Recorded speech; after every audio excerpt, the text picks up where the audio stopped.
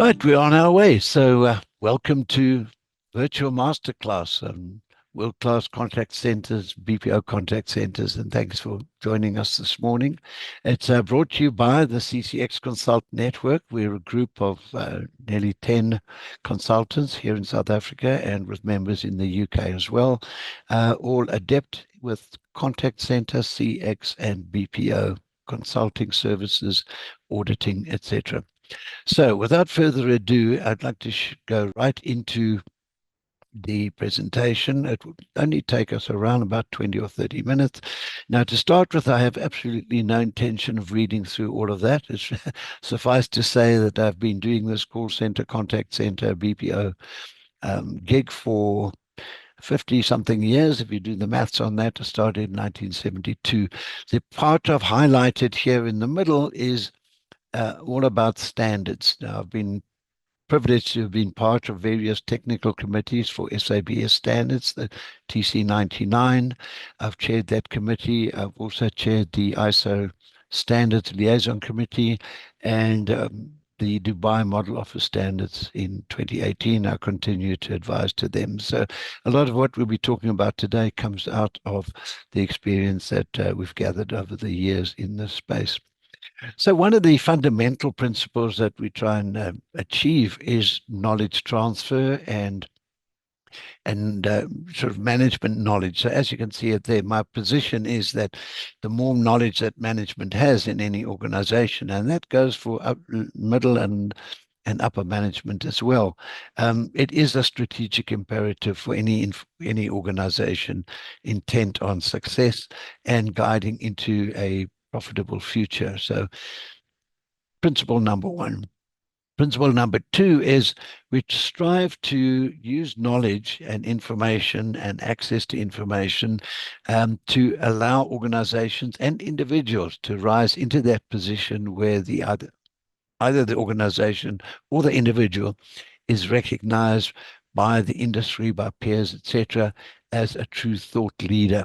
Thought leader shares information, shares ideas and insights. So enough of the definitions in there. This is once again a slide looking down at the bottom right-hand side I've been using since 2001, and nothing much has changed because these believe are the key operational challenges that any manager, team leaders, executive in our space wakes up in the middle of the night sweating, thinking, what do I do now? And the first one is there's huge pressure from the boardroom on any organization to reduce cost of operations, or at least to cut and cap them. We see a lot of this now with this mad scurry for AI and automation, etc. We'll have further discussions about that. But reduce cost of operations. One of the caveats I throw out there to any call center professional is, do you really know your cost of operations? We understand we have to cap or reduce them, but do we know them? That's a topic for another day. We need to drive up our efficiencies, whether it is process improvement, process enhancement, use of technology, etc. So second fundamental principle is increase our efficiencies, increase revenues, no matter what call center is. If it's seen classified as a service center, one way or another, we can convert that into revenue. Customer loyalty equals revenue, equals predictable future revenues, etc. So third driver. Fourth driver is reducing risks. And up until a few years ago, risk was essentially around financial risks inherent in any call center. However, given the proliferation of social media and the impact of social media, brand and reputational risk are equally high on that agenda. When we think that a typical call center agent perhaps handling between 60 and 100 calls a day, in some cases even more, every single call, that agent holds the brand, the brand promise, the reputation of that organization in their hands and on their lips. So reduce risks right across the board. And not necessarily last, but certainly most importantly, increase customer satisfaction. I use the term satisfaction, but that could body, customer loyalty, reduced customer effort, customer net promoter scores, and that whole gambit. So it's around how do we engage with the customer. It's the whole CX piece. So those are the challenges that we as advisors, consultants, and or operational managers need to tackle on a day-to-day basis. So we have to do a lot more with a lot less, because we've all heard it coming down from the boardroom. There's a cap on CapEx spend. There's a cap on IT spend. There's a cap on human resources spend. So we've got to do a whole lot less, however, without compromising on quality. So that's the proviso on that one as well. So let's move on. What is a world-class contact center? Now, when I run my seminars, sometimes with a room of 30 or 40 call center managers or senior team leaders, we ask the question, who would like a world-class call center? And all the hands go up. So I'm assuming all the hands are going up now this morning. So, but let's have a look at it. Do we really want to have a world-class contact center? And sometimes it's a question mark, but let's go for it. So what we're trying to achieve here is to be any call center to be certified as world-class through external audits, but we'll go into that in a lot more detail. So as we go through the definition stage, is what is a world-class call center? Well, it's that combination of the integration and operational maturity of a call center, as you see across the bottom here, and the strategic alignment of that operation. Is it aligned with the principles, tactics, strategic intent of the organization? And over the years, we've evolved to various models, and this is the one which is used not only, we started it here in SA, but it's used extensively in Australia, New Zealand, and a few other sites across Europe, where we split it, we define contact centers either as foundational. This means that basically it's a startup. It's really from day one. We've got a few people, we've got some desks and chairs, we've got some technology, and now we're setting out on the journey to become a world-class contact center. As you can understand, your integration, operational maturity are all at the lower level. We then call the next phase fundamental. We're getting the basics right. Still a lot of work to be done, but we've got teams, we've got processes in place, we've got some SLAs in place, and we're starting to do the job. It moves into a developing phase when most of those things are well under control, and we're starting to perhaps deploy more sophisticated technologies, omni-channel, for example.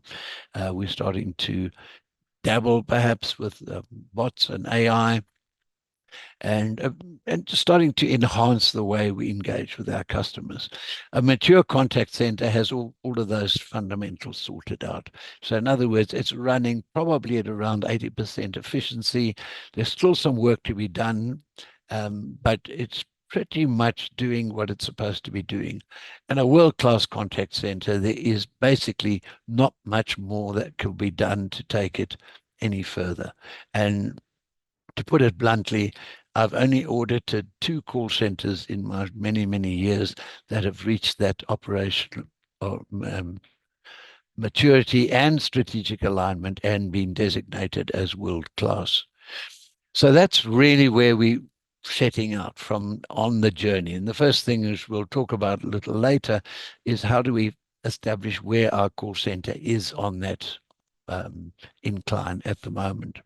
So where does our call center stand? So let's start asking that question. What does it take to be classified as a world-class contact center?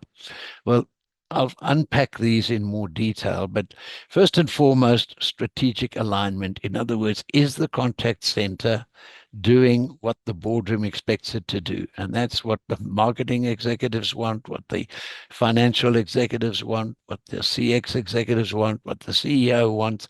In other words, we are driving forward and supporting the organization's strategic and technical alignments. Secondly, and this is where we'll spend a lot more time today, we'll be discussing compliance with various standards and operational KPIs, all right? So that's the second component. And the third is our world-class contact center is benchmarked against other contact centers of a similar nature.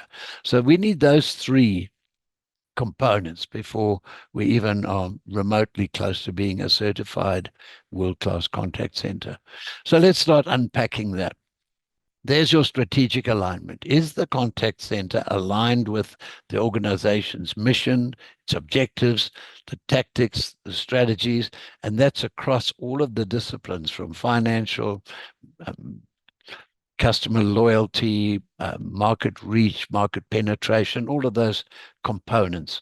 And there are methods to assess how the contact center is in each of those areas. So if we unpack that a little bit more, we say it's aligned with integrated strategies, fully aligned, supportive of the organization's core business strategies and operations. And once we have that in place, we move to, this is the difficult one, compliance with standards. Okay, so we're going to take a little journey down the standards road. So we're saying operationally, it effectively monitors and meets with specific and clearly specified standards. What are call center standards?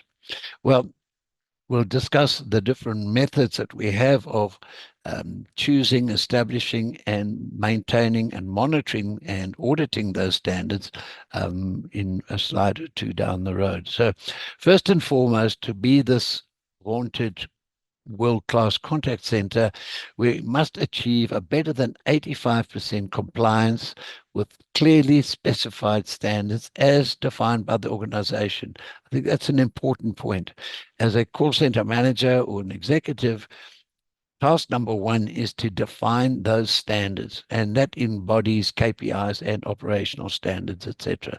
And I'll show you what some of the raw material, if you like, that we have to work with. The second component of that, of standards, is internal and external customer expectations and customer feedback.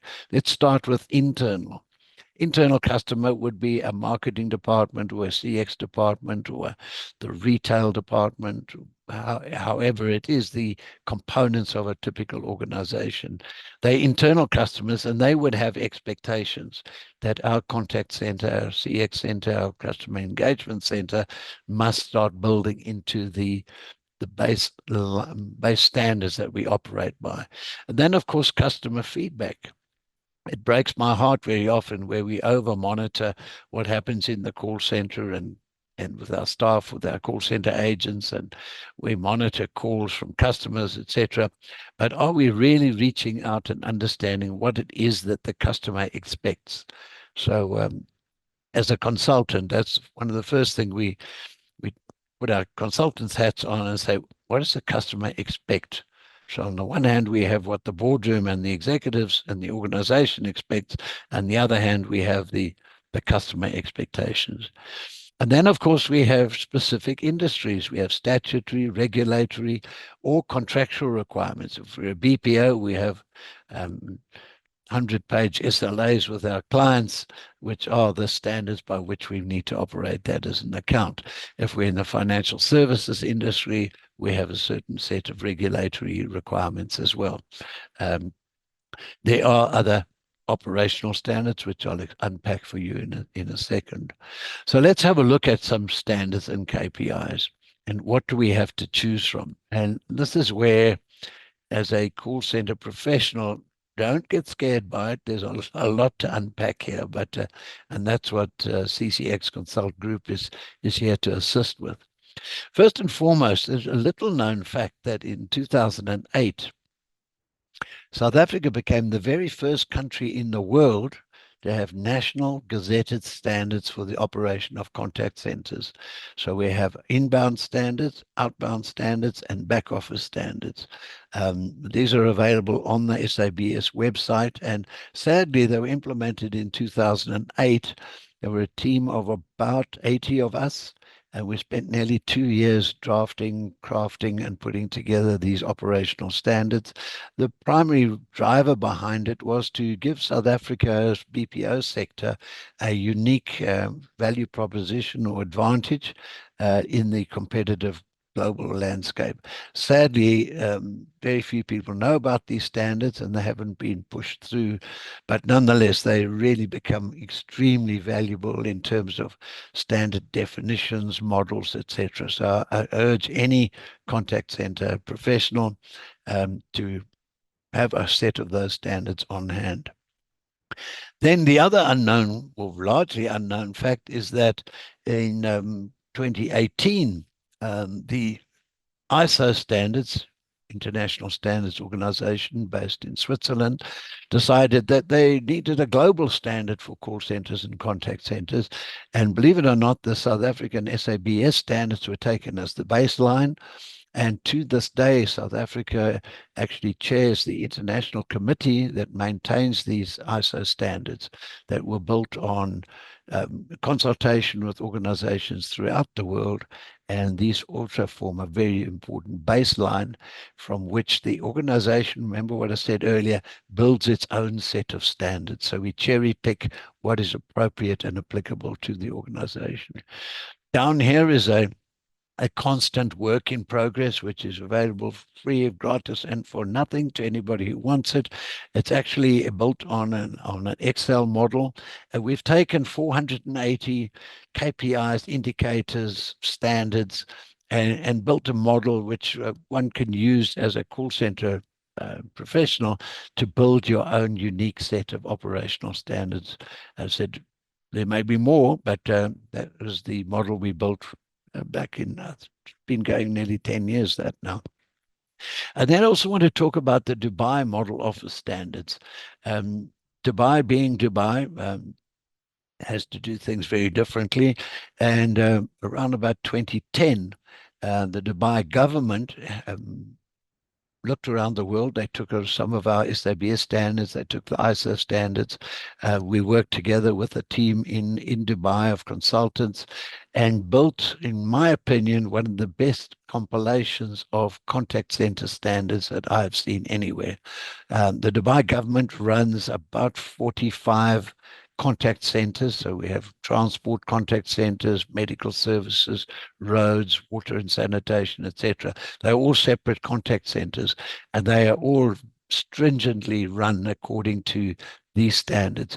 And when you read this handbook, it's about 150 pages, you'll see that they've clearly set out the operational standards, why that standard is in place, what the operational standard is in terms of percentages or whatever it is, answer times, etc., and how to audit it and score it. So it's an extremely valuable document to have, and gladly share that with anybody who's interested. Now we come to the third component. So if we just recap, we've strategically aligned the organization with the organization's goals, missions, strategies, tactics, etc. We've built our set of standards, and we've built the methods by which we monitor those standards, and we report on them, and we drive continuous improvement, etc. And now we come to benchmarking. So a world-class contact center, if we look at some of the definitions here, is benchmarked against similar operations. So if we are running a bank and we have our set of standards, we need to benchmark ourselves against another bank, whether it is in our country or internationally.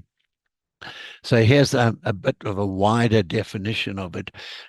This is the quest for world-class status. Benchmarked at least on an annual basis against national, regional, and international, same sector, and similar or non-competitive contact centers. That's the first part of it. It gets more difficult. Second part of that, it achieves at least an 85% compliance score against those key performance indicators that are internationally recognized to comprise best practice. And it's once again where CCX Consult can help, because we're very much part of the movement to define what are those best practices. We connected with the ISO standards group, with the SABS group, and with other groups globally. So we look at what is best practice for a contact center of the same type or closely similar type. So we have the mechanisms to do that.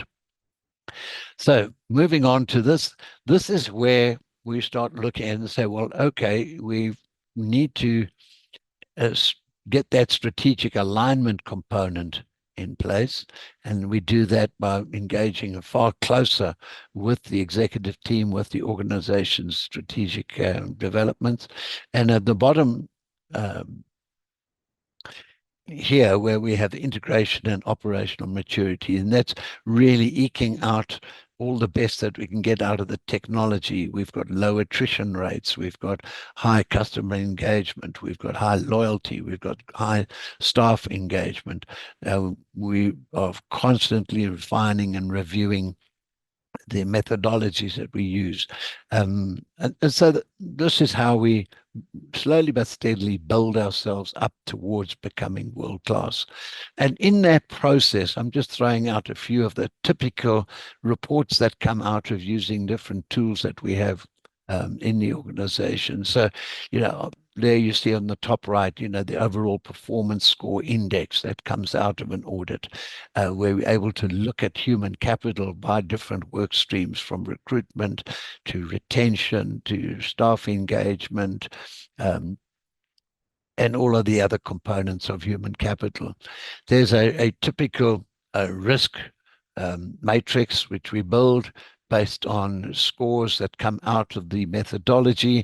And of course, we're looking for high performance, low risk organization. And as you can see in this sample, there's a tiny little key down here. This particular organization had a very low risk, and in fact would probably be ranked into a fundamental contact center. And what was dragging it down were the processes. And when we did this audit, when we started looking for processes, they were all anecdotal. We asked people, what's the process? No, people just know. It's in their heads. And it was only by moving in there with an intervention to document those processes, to refine them, to workshop them, and to integrate those into the day-to-day operations. This particular contact center, only because we fixed the process component of it, rapidly moved up into a high performance, low risk, and in 18 months actually reached that borderline between a mature and a world-class contact center. So any contact center, once we've audited and assessed it, we're able to help drive it to that level. There's another tool sometimes used in different contact centers called snapshots. And there's the Assess 360, which is the tool set devised and developed by the members of the CCX Consult Network. And in fact, next week, my colleague Debbie Webster will be running a webinar around the methodology and how it works and how the benefits that come through from it. From my side, I urge anybody that's interested. I have been running the Contact Center Masterclass seminars for well over 25 years now, almost 200 seminars and about 5,000 people. So if anybody watching this has been on one of my masterclasses, please come onto my website and join our Masterclass alumni. Been going since 2007. Also join the subscribe on the website, and I've lost count of the books that I've been writing. These are all ebooks, all free and available for download by anybody that's interested. So the mission is to share information and knowledge as far and as wide as possible, and I hope you take advantage of that. And so also, if you would like to listen to what we call the deep dive discussion, which is a Google function. It's a fully AI enabled. You can scan that little QR code and it'll run for about 30 minutes. You'll pick it up on Spotify as well. So I'm going to open it up to the floor now and stop sharing. And if there are any questions, I see we have a question in the chat here. Sanette had to log off, so she'll watch the webinar. And Imran, are you still there with us? And, yeah, thanks, Rod. I, Any comments on what you've seen there, Imran? Yeah, I think, thanks for sharing, Rod. This is I think for me, it's a good sense with regards to how the different contact centers, whether it's a startup or whether it's somebody that's already in existence, are able to get the different building blocks into play, and move up that ladder, right? From what's its foundation or fundamentals to world class. So I think what you're sharing is quite cool. And yeah, thanks for sharing. It's a roadmap. Ross, are you there still? You come in? Yeah, I'm here. Okay, Ross, your impressions and just comments, and from an operational point of view, you've had many, many years of hardcore ops. Yeah, and I was today years old when I discovered we had SABS standards for call centers in South Africa. So that was a new one. Very, very, very useful. I guess the one question I have, Rod, and it's more out of curiosity, have you ever seen people go backwards on the scale? That they've gone up towards world class and then gone backwards, and what have been some of those factors that cause people to reverse their status? I have seen it, Ross, and it's when the discipline is lost, we perhaps get a management shift, and then focus is taken off driving those constant improvement processes. That's when it can slip back very quickly. Yeah, and the benchmarking, how easy do you find that to do? Like, how willing are people to open themselves up to that?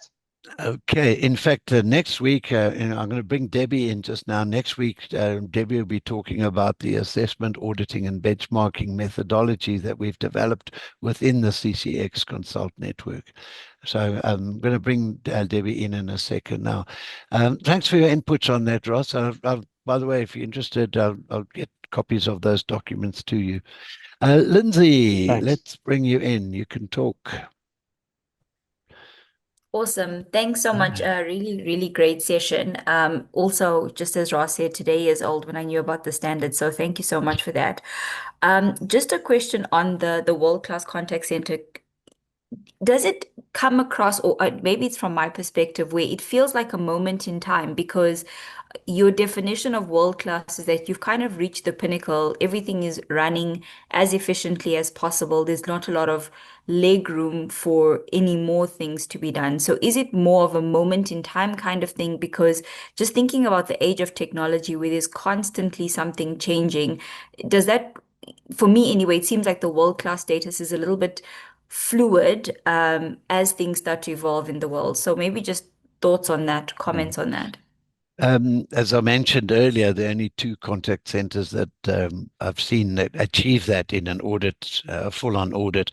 But I think the culture of the organization at an executive level is constant improvement. I think there's even more pressure once it reaches that world-class standard, because if it slips even slightly, it's felt, and the impact on customers is felt as well. So a lot of hard work in there. Thanks for that. Debbie, can you come in very briefly and talk about what you'll be discussing next week in your presentation? Yes. Thanks, Rod. I really enjoyed that. Thanks so much. Ross, first, just to address what you asked about the benchmarking. Benchmarking is not easy. Being assessed and audited is not easy. There's a lot of input that needs to come in, both from the consultant who's doing the assessment as well as from the organization. There's a lot of documentation we ask for. There's a lot of proof of things that are happening. We do try to go on a person's word, but we've had instances where we've sat in a room with the bigger team, and one person says, yes, we do have that. The other person says we don't. So that's why we ask for proof. But next week, I'll be going through the CCX Consult Network 360, just to take people through what is it we do, how do we do it, what are the outcomes? And then what can we as consultants do to help you to overcome the areas where you either have a higher risk or a low performance, and try and align you with what you should be getting to.